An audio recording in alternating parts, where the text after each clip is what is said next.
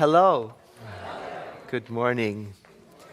Well, it's December, and it's a whole new focus. We're looking at the power of giving and using another one of the books in the series, the Power series, put out by Tarcha Penguin. This one is The Power of Giving, subtitled How Giving Back Enriches Us All, and it's by Azim Jamal and Harvey McKinnon. And I love that we just completed a month on the power of receiving, because it's bookends, aren't there? It's the mirror image, giving and receiving, breathing in and breathing out. So it seems appropriate that we're now turning our attention to giving. And I also love that we use books to guide our learning here at the Center for Spiritual Living. I've been looking back at the books we've used in the past several years. We've used some contemporary authors and some ancient wisdom, and it reminds me that among the functions of this center that we have created for ourselves, we've created this center to serve us. And one of the functions is to provide a place for us to gather so we can love each other and have community. That's one of the functions. Another one is for us to be inspired here. Another one is for us to do whatever it is we need to do to facilitate our wholeness. We call that healing sometimes. But an important function is that of education. We have the opportunity to come here for spiritual learning, and we love it. I can tell by the number of people who get the books and write and send questions and are engaged in it. It's wonderful that that's part of our mission, spiritual education. It reminds me that we don't have a conversion mission. There's no benefit in us converting people to our faith. It's such a relief. So instead we can focus on providing education for those people who want it. I was talking to a colleague of mine, she's a minister in another faith tradition, and she was talking about the problem of people who leave the faith tradition that she's in when they're dissatisfied with something and go to another one because it's in conflict with her conversion mission. And she asked me how I felt about it, and I said, well, actually, if somebody finds a better spiritual path that suits them, we don't see that as a loss. We see that as a wonderful success story, and hopefully something they discovered in here upset them enough to find their own faith tradition.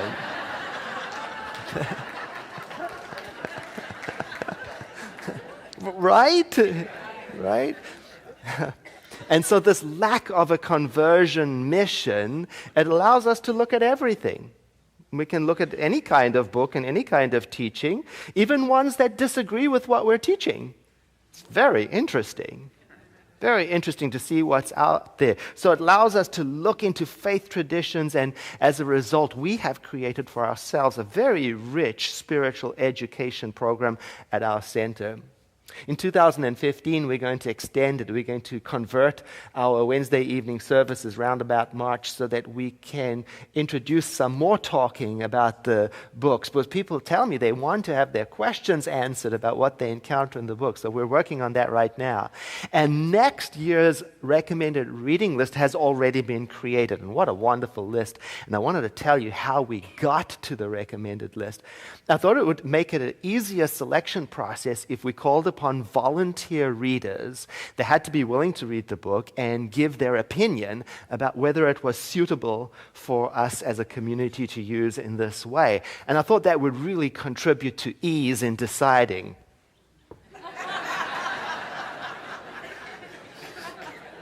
Don't you know? There are as many opinions in this community as there are people, which fits exactly with us. We do indeed value diversity. So we eventually did pick from all the opinions 12 books and created a theme around it. And the theme is one truth, but there are many paths. There are many ways that is expressed in the world. So next year we'll be drawing upon wisdom traditions of the world and the spiritual practices in them to see if they can help us in this journey of looking for or at the truth. So we'll be using mainstream faiths like Judaism and Christianity and Buddhism and Hinduism, but we'll also be looking at some of the lesser well-known faith traditions, the wisdom paths of indigenous people, the ancient mystery teachings of antiquity. It's going to be very exciting because we're interested in how does this one truth, whatever it is, show itself up in all of these different forms, and what is in it for us to practice. Because wisdom, it seems, is very important to seek. I think it's always been the case. And probably no matter where you pressed the pause button in time, the people would have told you in that time, and this is the time in creation when it is most important to seek truth and wisdom. Certainly seems like it today, right? Seems like it's very important for us to seek out the truth, especially to look at it from the perspective of what unites us rather than what separates us out and divides it, and to look for that wherever we might find it so that we can be expanded by it, so that we can embrace each other rather than what we are doing apparently in the world right now. Another way of saying this idea, one truth, many paths, is this. Unity expresses itself as multiplicity. That's our founder's words. It's just another way of saying oneness is not sameness. In fact, the oneness is what gives rise to the diversity of forms, and so we get to lean into diversity as if it belongs to us, as if it is our home, as if we want it. I'm really enjoying this month's book so far because it's all about that. And it's so straightforward and down to earth. And right away in the beginning, the authors speak to one of the issues of our time, how this world is so stressful apparently right now. How it seems that the complexity of life is doubling. It's increasing exponentially every day. There's more information, there's more stuff to know. And the authors say right up front, some people in this world may feel self-protective around the idea of learning how to give because they're already trying to cope with so much complexity. Why learn, expend more energy on now giving? Why add another pressure? Well, because it turns out that giving is the very thing that relieves the pressure. It's a paradox. So they created an incentive list for us to answer the question, why should I give? Here's the incentive list on page 20. Because it can make a positive difference to others. Because there are emotional, physical, and even financial benefits to you. Because giving can help you achieve your full potential. And because giving can bring more meaning, fulfillment, and happiness to you. Well, they got me with that incentive list. I want that. And I love that we have the whole month to think about these things. Like number one, giving can make a positive difference to others. Like it already has to you and me. They point that out in the book. That's something that's often missed. I mean, think about everything you have received already. Sometimes we forget how other people have participated in bringing to us everything that we need to depend on. If you just think about what you're sitting on right now, or how it is you're going to get to wherever it is you're going next, and how almost everything has the touch, the imprint of somebody else's giving on it, whether that was through their energy or their intention or their design or their creativity. Everything in life we have already benefited from. It really got me to thinking about times when I've witnessed giving making a positive difference in my personal life. I grew up in a very poor household, very poor. we didn't even have a bathroom. We had an outhouse, and the walls of the house had holes in and were mildewy in a suburban area, and we had corrugated tin roofs, It's very poor. And I went to school, a government-subsidized school, and I remember one day it was announced that there was going to be a short trial of giving free piano lessons, and I wanted that really badly. But I didn't tell anybody at home I was doing that because I thought they might think I was being too, full of it. Especially we didn't have a piano. Couldn't afford a piano. The thought of a piano was a luxury on a scale beyond our wildest imagining. So I enrolled for lessons, and then finally the free lesson trial expired, and it came time for lessons to be paid for, which I wasn't going to say anything about. But I thought I'd try my luck and get one extra free lesson without paying for it, which of course invoked the teacher calling my home. Yeah. Oh, I thought I'm going to get into such trouble. But what the teacher told the family was how amazed she was that I had managed to progress so much without practicing at all.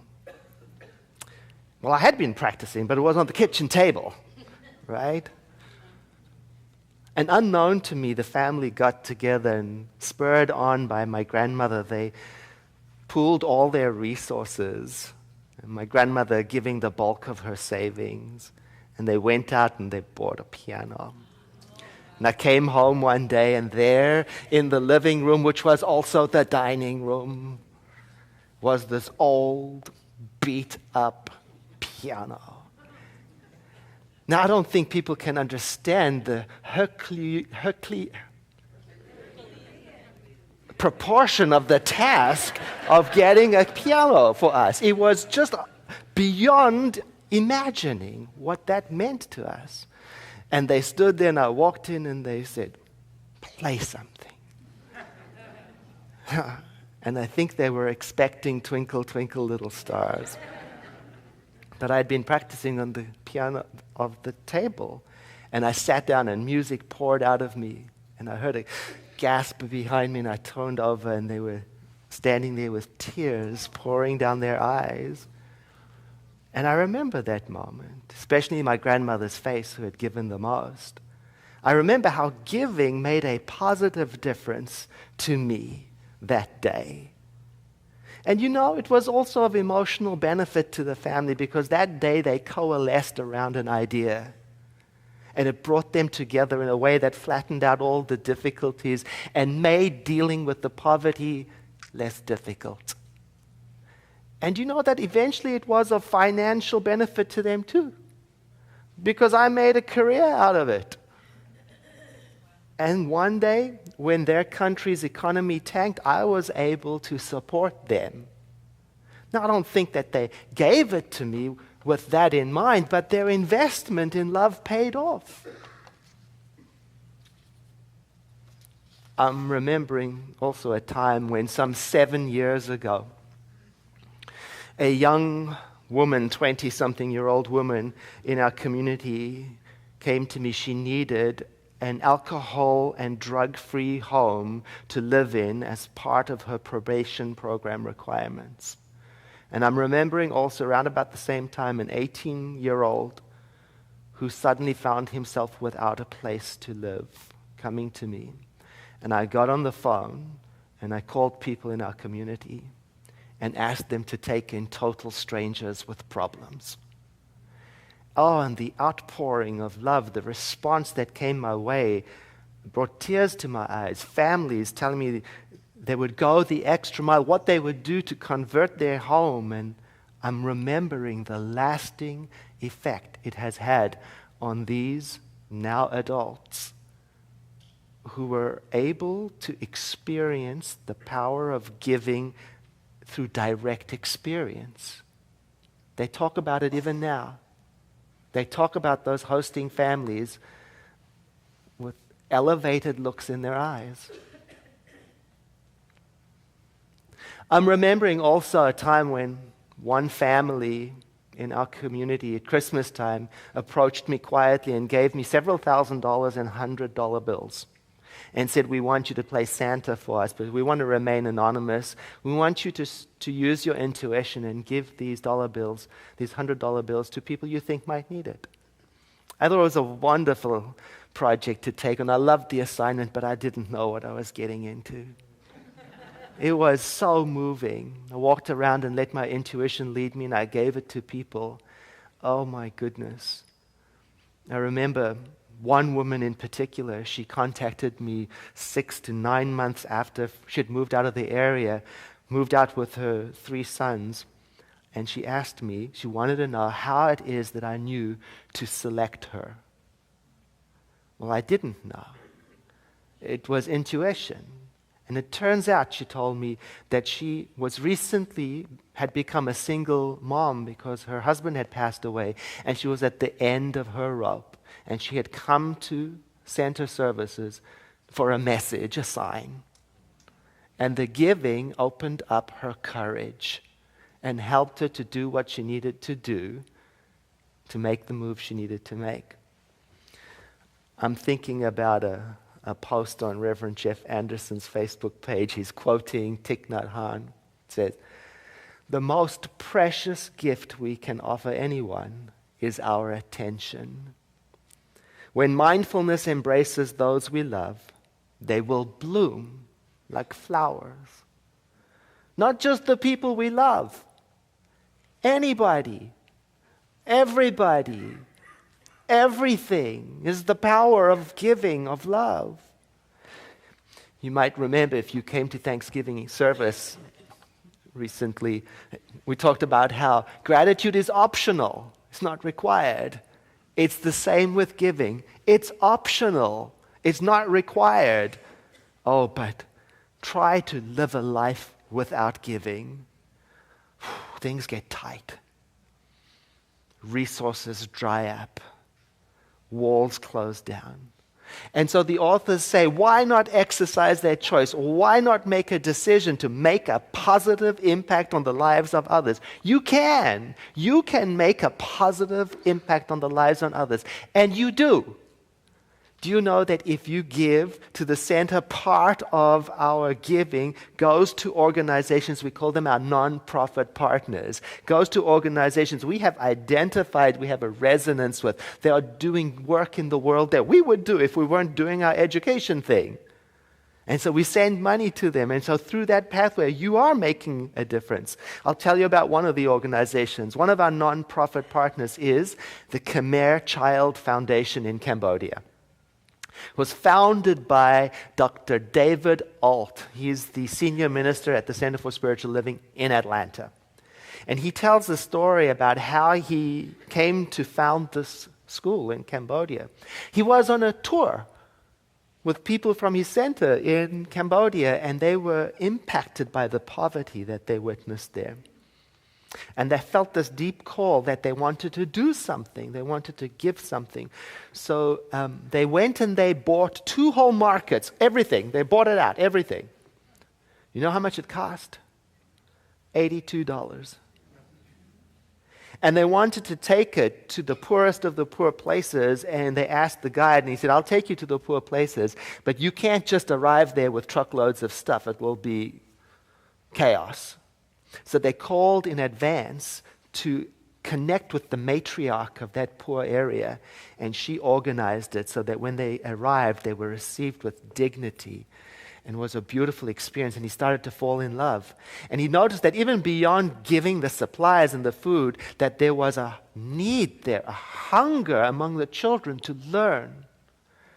They wanted to learn. They wanted to learn especially to speak English so that they could have an opportunity in the world to compete with modern needs. And there was a need for fresh water. So he decided he was going to start a school. He fell in love and he started a school, but it wasn't easy. He spent time in detention cells because there was a lot of suspicion about outside help. And I don't know how schools and wells work together, but he digs wells, bringing fresh water to people. And the mission of his school is to empower the lives of Cambodian children through education and quality of life assistance. Now, we were in Cambodia just recently, a group of us, and coincidentally, Dr. David Alt was there too. And so we got to visit with him, and he said, "Come and visit my school." I said, "Of course we'll visit your school. You're one of our nonprofit partners."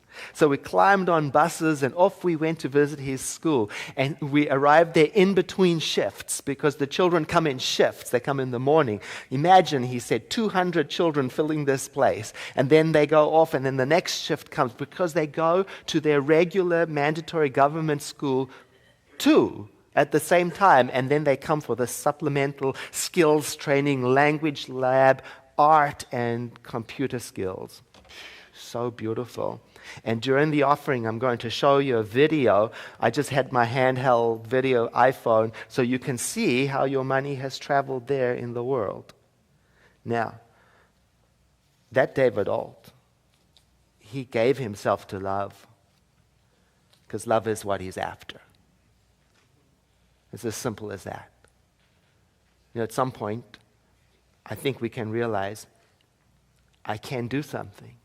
I can give something.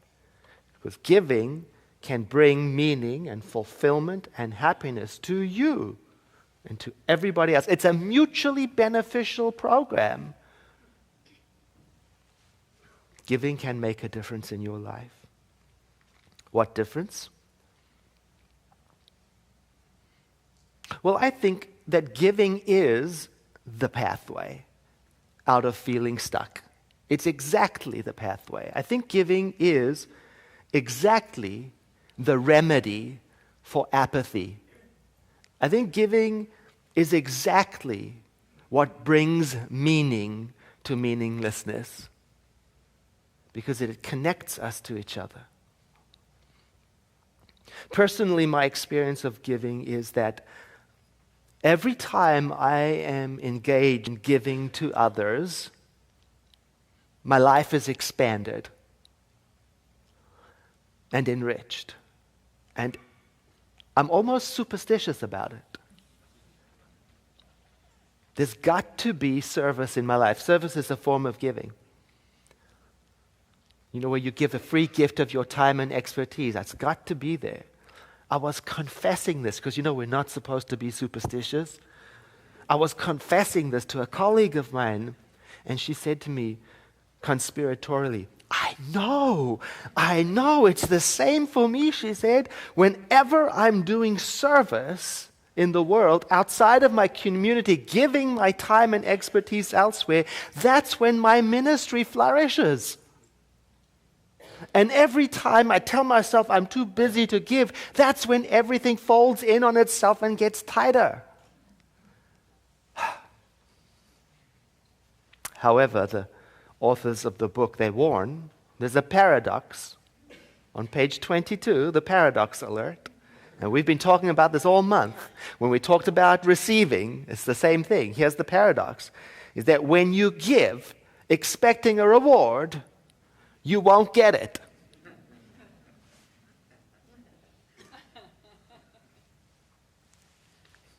It has to apparently be free from attachment, manipulation, and control.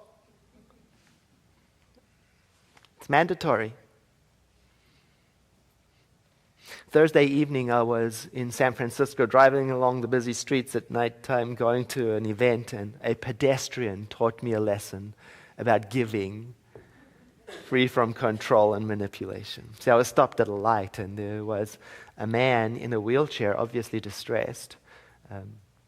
And a pedestrian with a huge smile on his face walked by, but halfway in the intersection, he stopped. You know how it is when something calls you and you can't keep on walking? And he put his hand into his wallet and he pulled out a whole bunch of big dollars, and he turned around and he went back to the man in the wheelchair and he handed him the dollars, and the man in the wheelchair swatted his hand away. And me, I went, my manners. I felt my heart contracting. I felt words going through my head about gratitude and kindness. My reaction, I felt myself closing down. My giving was being impacted by what I witnessed. But not the pedestrian. He taught me a lesson.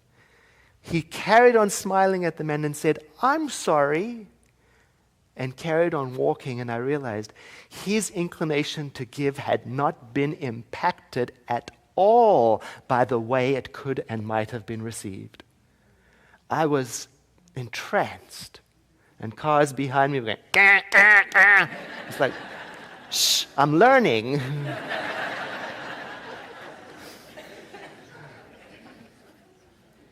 How can giving benefit us physically? Reverend Joyce gave me an article from the Optimum Health Institute newsletter for winter 2014 that says a study by the National Institutes of Health discovered parts of the brain linked with trust, social connections, and pleasure are activated when we give to charities or when we volunteer. The brain releases endorphins, producing a helper's high. Love that. A Harvard Business School study showed giving money away is more satisfying than spending it on ourselves. And it goes on to talk about the kind of research that you can read anywhere that talks about how even the chronically ill show measurable healthier results when they give. That shows how volunteers tend to have lower blood pressure and lower stress levels and fewer incidences of depression. That goes on to say how giving is associated with longevity and strengthens ties to the community. Generosity is magical. And it's great that the research shows that. Because maybe stories will inspire us to take the invitation to come back. But giving is the sort of thing that you and I can test and try ourselves anytime, anywhere, any day. It's the most natural and the most rewarding spiritual practice I can think of.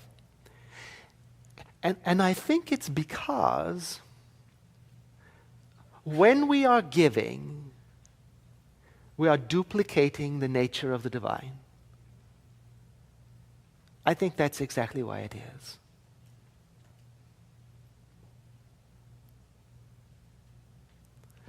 I invite you to breathe in with me. And exhale, sighing, letting your eyes close as we remember together the words of the affirmation we start with. I accept the fullness of my life. My days are filled with opportunities to share my joy, and I'm alive with the power of giving. And as we remember those words together, I begin in this prayer to recognize that there is a power greater than we are, and that we are using it even in remembering these words, that the activity of this prayer is the consideration of these words. I am alive with the power of giving. For my mind, your mind, is a center of divine activity within that one that creates all. In fact, our minds are our personal use of the power of creation. So we use it together to affirm, I am alive with the power of giving. And according to spiritual law, as we establish this, our thought of prayer, we become it. Even now, we are becoming it. This fills us when we let it with a sense of gratitude, a joy, which makes it easy to let it all be. For now, as a result of this prayer, we have a trust in our true nature, full life, full opportunities, inclination to share, empowered by giving. And so it is.